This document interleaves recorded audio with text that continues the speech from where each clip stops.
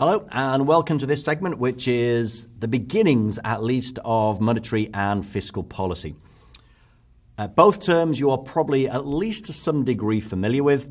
We'll go through the facts, the definitions, and this segment really is kind of definition heavy. Facts and definitions you need for this exam. A lot of the questions will just be which of the following is or is not.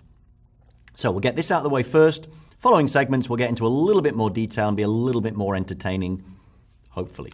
But first off, definitions. Monetary policy, the management of the supply of money and credit. So two huge terms, which hopefully, again, you're familiar with. If you're not, expansionary, we are trying to kickstart the economy. Contractionary, calm it down. So tie it back to business cycles. If the economy is overheating and you are a believer in intervention, then you want contractionary policy to calm it down. If we're in a recession and you're a believer in intervention, then we want to kickstart to get going in. So expansionary, how would you do it with monetary policy? Well, quite simply, increase the money supply. More money out there. If there's a greater supply of money, interest rates, they're the price of money, so those rates should drop. And as they drop, prices are lower, it should kickstart aggregate demand. That's the theory. All we need here is the theory. Contractionary would be the opposite. Let's take money out of the economy. If we do that, the price of money, interest rates should increase, and hence lending should decrease, and so on, and economic growth will slow. That is at least the theory, which, as I say, is all we need. Whether it works or not is for a whole different exam. So, expansionary, contractionary definitions, let's know it. But it's talking about the supply of money and credit, so we really need to know what that is. So here we go. Fiscal policy is next, then we'll get into all of those definitions. Fiscal policy, government decisions on tax and spending. Taxation, government spending. Same terms as earlier. Expansionary, kickstart the economy. Contractionary, calm it down. So to be expansionary, we'll increase spending, so government spending up, and decrease taxes. The exact opposite for contractionary.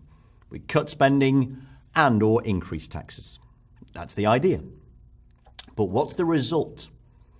Well, if we use expansionary policy, we are increasing spending and at the same time or instead decreasing taxes, it's going to increase your budget deficit. So expansionary policy is associated with a budget deficit, which again you've seen in practice over the last decade. Over the last 50 years. Contractionary, the opposite. If it's contractionary, you can cut your spending, increase taxes, that should bring down your budget deficit. So contractionary policy should tie in or be associated with a decrease, an improvement in your budget deficit. So we define monetary and fiscal. Let's first off go into a bit more depth on monetary. We said we'll need to define money. Well, here are the functions of money. It's a medium of exchange, I think you're probably aware of that, a unit of account and a store of value, which is all more efficient than a barter economy. I agree. If we didn't have money, we'd still be swapping goods with each other, which is a bit of a hassle. So let's not dwell on that slide. Definitions of money. Obviously very factual. It's in the curriculum. It's not the most thrilling material, but if you want to be fully covered for this curriculum, here it is. Narrow money versus broad. So narrow is M1 in the US, the Eurozone. Broad, M2 in the US, M3 in the Eurozone. A lot of people will say, do I really need to go into that much depth about these definitions? I can't recommend that you miss out anything in this syllabus, but kind of definitions that are that deep, I would make sure you have all the analysis done before you start to learn these lists. As I say, save lists for the last 6 weeks of your study. So narrow, currency, checkable deposits and travelers' checks, whereas broad expands into time deposits and mutual funds. So the idea of checkable deposits, you can withdraw them very quickly. Quite simply, your broader money adds in all of those that are more long-term investments that will take you longer to get your hands in. So as long as you can get that definition, I'd be fairly happy. Now, how do banks create money? Our chat earlier on said, look, if we can put money supply out there, that should kickstart the economy. How? Well, using a fractional reserve banking system. In a fractional reserve system, banks are only required to hold a fraction, hence the name, of its deposits in reserve. That is the required reserve ratio. So let's imagine we have this situation. Here we have a bank with a required reserve ratio of 25%. So you give the bank $1,000 of your money. They are only required to keep 25% of it. So you give them $1,000 of your cash, your hard-earned cash. They will keep $250. The other $750 of your cash is now loaned out to somebody else. So out of your $1,000, $750 of magical new money is just created because it's obviously still yours, but the bank have just loaned it to somebody, so it's also somebody else's. Now let's imagine whoever received that $750 puts that in another bank. Well, 750 times 0.25, that other bank are only required to keep 187. The other 563 can go to somebody else, who may then put it into a bank, and 75% of that, 423, goes to somebody else, and so on and so on and so on and so forth. So with just your $1,000, we are creating 750 and another 563 and another 423, and this can just keep going. How far? Well, I'll tell you. What we can use is a maximum deposit expansion multiplier to find just how far this can go. If the required reserve ratio, as it was in our example, is 25%, take 1 divided by that 25%, 1 over 0.25, gives you 4. Your maximum deposit expansion multiplier is 4 times. So assuming every time the cash is loaned, it gets put into another bank and the maximum amount loaned out again over and over and over forevermore, that means your initial $1,000 multiplied by 4 turns into $4,000. That is money creation.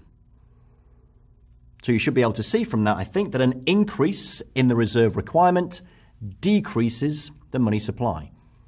Increase this, let's say we increase that to 0.5, well, that would just be 2 times.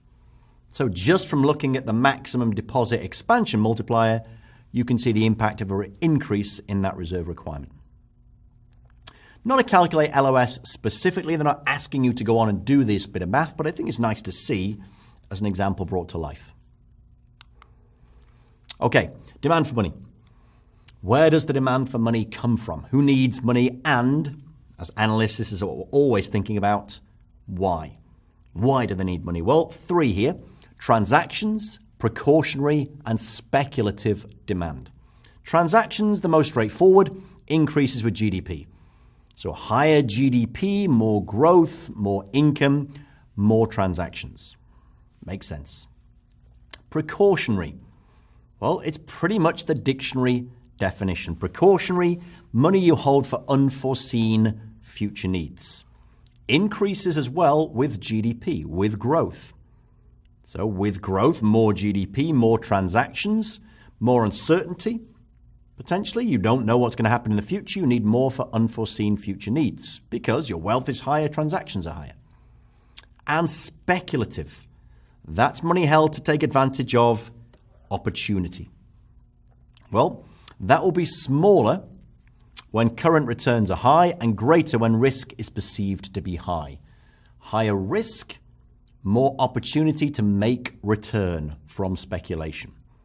So you need to know those factors and how they affect each of those types of demand. The supply, well, that's fairly straightforward. The monetary authority sets the supply of money. So it's more on the demand side that you could get interesting questions. Now then, equilibrium. We're in the world of economics. It's been way too long. 7 whole slides without talking about equilibrium, so here we are. Where do we get equilibrium in the money market? Well, let's look at our money supply. If we assume, as we just did, it's set by the monetary authority, then we have that perfectly inelastic vertical line. This is the supply the monetary authority has fixed. Monetary demand. Well, let's look at money versus the price of money. This is nothing more, nothing less than a price quantity diagram. The amount of money, quantity on the horizontal, the price of money, interest rates on the vertical. Therefore, our demand curve for money is downward sloping. With very high interest rates, a high price of money, low demand, and so on. So, if we are at equilibrium, we're at where supply equals demand, that intersection. Classic. I star is our equilibrium interest rate. But what if we're not? Let's say interest rates are too high. Well, if interest rates are too high, so we're up here, I high, look what happens. The supply hasn't changed. Here's the supply. That's fixed. But at that interest rate, here's the demand. We have an excess supply of money.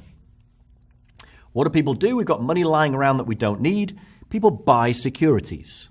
Okay, if you buy securities, what's going to happen to the price of securities?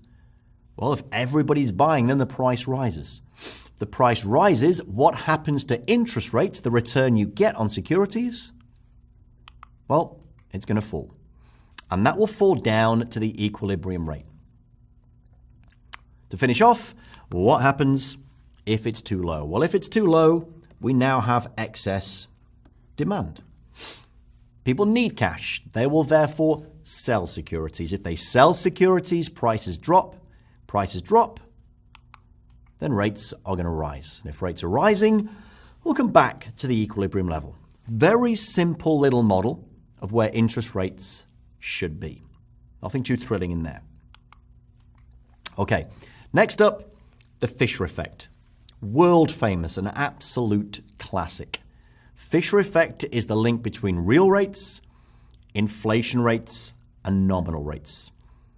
The basic idea you've seen before already in quant, or you will at some point. You take the real rate, you add in inflation, you get the nominal rate. But here's an interesting quirk. This will be a good, I think, trap question for the exam. We are talking on this slide about how to get to a riskless nominal interest rate. The nominal rate people demand from a riskless investment. So let's think US government bonds. So we're thinking I'm going to invest in US government debt, risk-free. Again, don't get political. We're going to assume that it's risk-free. What's the return I require? Well, it's going to be whatever's in my head as a real riskless rate plus compensation for expected inflation. And that is the exciting word because it's expected inflation. There is uncertainty. We don't know what inflation will be for sure. An uncertainty about future inflation will actually increase our required return. So if there is uncertainty, we can say this. Our riskless nominal rate is the real rate plus expected inflation plus a risk premium for the uncertainty surrounding that inflation. Reason I like that, you are looking at a riskless rate with a risk premium built in. Nobody is going to guess that as the right answer if they've not read the syllabus. But that risk premium is just for the uncertainty of trying to predict inflation. Okay, roles of central banks, not too thrilling. What are they? Well, the list of 6 different things. These are the roles of central banks. To issue currency, fine, I've not got too much value to add to that. To be the banker to the banks and the government, to regulate, to be the lender of last resort, to hold gold and foreign currency reserves, and conduct monetary policy. With, you would hope, a certain level of independence. Now, exactly how much and so on and so forth, again, gets a little bit political, but you would hope there is a level of independence in there. Does every central bank have every one of those roles? Not necessarily. But they are the roles that possibly these banks, will hold. Right, next up, the objectives of central banks. Objectives, well, all of them. So that top line tells you what every single central bank aims for. price stability. Price stability meaning low inflation. So low inflation rates is a given, but others may have different requirements. Many will have explicit targets for inflation, usually 2 to 3%, somewhere around about there. And others may have those 4 bullet points. So you need to tell the examiner price stability is what we're all about, but there may be others. There may be targets. Also, we may have full employment, growth, exchange rates, and keeping long-term rates moderate as other aims. You don't need to start going into specifics about individual central banks, but no, price stability is the overarching aim. Finally, for this segment, expected versus unexpected inflation. Expected inflation increases the cost of holding money. If you're sat there holding some cash and inflation rages around you, well, your cash is losing value. The worst thing you can do. Oof, I shouldn't say that. That could again get political. But if you're holding on to it and inflation is raging, it is losing value. So, increases the cost of holding money, adds cost of frequently changing advertised prices. So just purely an admin hassle. If you are a producer of any goods and prices keep changing, there's a lot of cost involved in keeping up with inflation. But what about unexpected? There are additional costs. Unexpected inflation shifts wealth from lenders to borrowers. Think of that Fisher effect, that Fisher equation. You build in, when you think of my required return for lending you money, I build in expected inflation. If we have unexpected inflation, then I didn't build that in. I'm not getting enough return. So it's shifting wealth to the borrower. We get less reliable supply-demand information in price changes, so incorrect production decisions and less stable business cycles. So, inflation is bad all the way around in terms of costing you in holding money, frequently changing prices. Unexpected is even worse. But, as we just saw, most central banks look for price stability being defined as a target between 2 and 3% inflation. So although inflation does have its downsides, economists still believe it to be better than prices falling, than deflation. So it does have its downsides, but it's still better than deflation overall.